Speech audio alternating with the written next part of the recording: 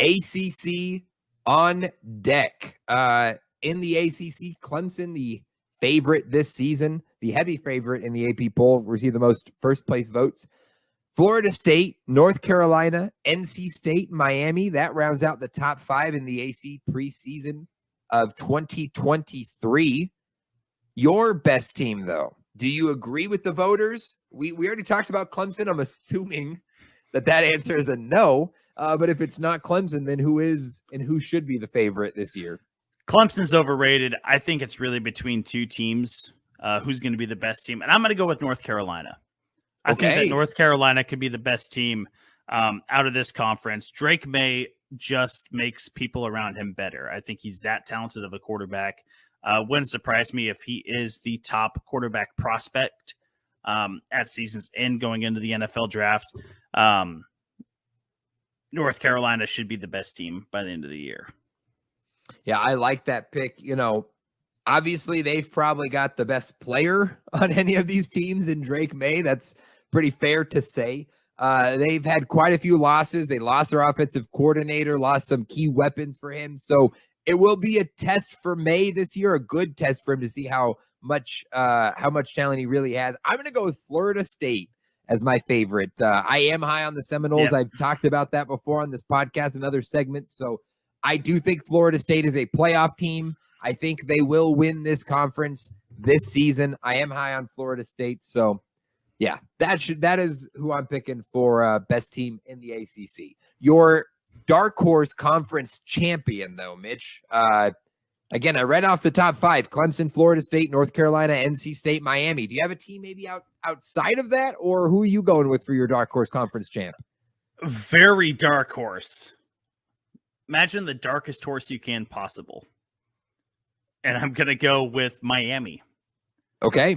I'm going to go with Miami. Maybe Mario Cristobal just needed 1 year to get it turned around. I know the recruiting class isn't great, but, he's a Miami guy. He went to the University of Miami. He came back. We expected big things from him. We didn't see it this last year. Maybe he just needed the year to kind of turn that program around. They went 5-7 last year. Maybe they stumbled their way into a Coastal Division championship. I'm going to take Miami as my dark horse. Okay, yeah, Miami. Again, I mean, they were picked 5th in the division. It's not, too far off. Did not receive a first place vote, but a team that came into last season with quite a bit of hype with Tyler Van Dyke, their quarterback, and he didn't really show out last year, but that doesn't mean that this can't be the year for a guy that clearly has a lot of talent. So I like the dark horse pick for Miami, Mitch. I like that a lot. In fact, I went in a similar vein. I went 1 spot ahead of you in these rankings, according to the media preseason poll, and I'm going to go NC State as my dark horse conference champ for this conference. They were 4th. They received 1 first place vote. They had a disappointing year last year, but a couple important changes are that they have a new offensive coordinator, Robert Anae, formerly of Virginia, formerly of Syracuse, and they've brought in the former Virginia signal caller, somebody Mitch loves, Brennan Armstrong.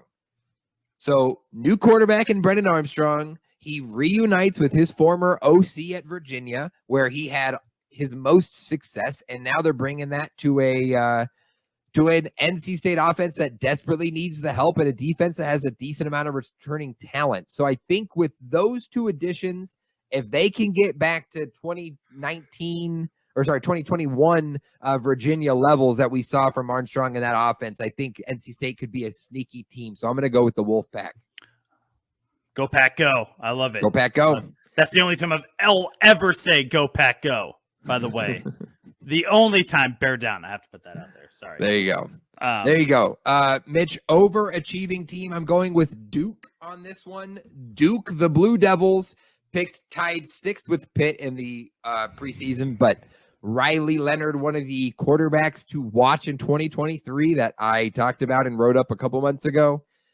Kid's legit. Duke was a 8-win team with Mike Elko last year and just continuing to grow. I think sky's the limit. I almost picked them as my dark horse conference champ, but I kind of liked them more for this overachieving spot. So I am going to go with Duke. the overachieving team. Over under win total, according to FanDuel, 6.5 wins. Definitely a 9-win, maybe 10-win team for the Blue Devils. I like Duke. I like Duke a lot.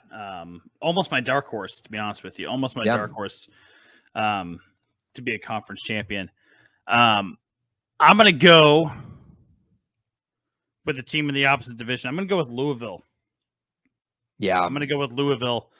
Love that. This was an 8-5 team last year, and I think, is Deion Branch still the head coach? Deion Branch? Or is it Scott Satterfield? Scott Satterfield is not the head coach. He was the head coach. He's now at Cincinnati, and Jeff Brom, who was at Purdue, is now at Louisville. Deion Branch was an interim, I think, is what it was. Oh, okay. So, yeah, I think with Jeff Brom there, this is going to be a team that could definitely outperform that 8-win season, put them in the 9-10 win conversation, and be a team that's probably not going to get to the conference championship, but a team that can definitely be in the conversation for that. So I'm going to go with Louisville. Yeah, Louisville is an interesting team. You know, their over-under win total, according to FanDuel, is 8.5. They did receive votes in the AP poll, and yet they were picked to finish 8th in the preseason poll by the media. So kind of like some expectations, but maybe not. It seems sort of like a mixed bag, but I like that pick for Louisville. I think they are a sneaky team in the ACC. They were almost my pick for this category, one of the teams I thought of. So I like that. I like that a lot. Mitch, your best player in this conference is? Jeremiah Trotter Jr. out of Clemson. Okay. Yeah. Let's go. Not Drake May. No, not Drake May. I'm going to go with a defensive player here. Look, the guy is just so athletic for his position. If he's anything like his dad, we got a really special player on our hands. Jeremiah Trotter, obviously a great NFL player for a long time. And if we see that, you know, and we see the athleticism, we see his ability to run stop, we see his ability to play in pass coverage. He should be an integral part, the most important part of that Clemson defense. So I'm going to go with Jeremiah Trotter as the best player in the conference. Yeah, I like that. He is definitely the top linebacker prospect in this upcoming draft class, one of the best linebackers in college football. I believe he was number 12 on my big board. So I am pretty high on Jeremiah Trotter Jr. He is small. He is like these modern linebackers. He's like 6 foot, 210, 220. He's not a big guy, but fits the modern bill. Flies around, makes plays, covers sideline to sideline. That's what you want to see. He's a fun player to watch. So I love that Jeremiah Trotter. I will go Drake May, though. Best player. Honorable mention to Jordan Travis, the quarterback from Florida State. But Drake May is legit. So I think you and I went a different direction with this because I didn't pick a single quarterback for any of my best players. Yeah.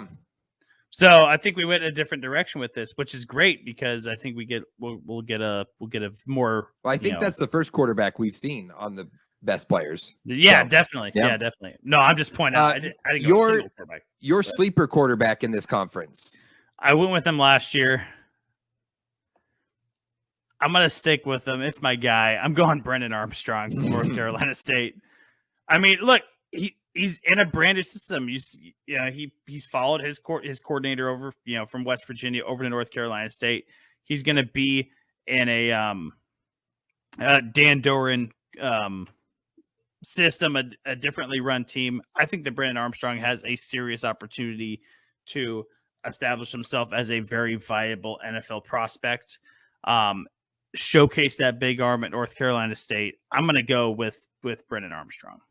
Yeah, I like that. He was one of the two names I wrote down for this. I already talked about NC State, and I already talked about this other guy that I'm going with, which is Riley Leonard, the Duke quarterback. I think those are the two names that stuck out to me most, are those two guys that I just feel like Armstrong, Leonard, going to have big seasons in the ACC. So, yeah, I like that we got both those guys in there.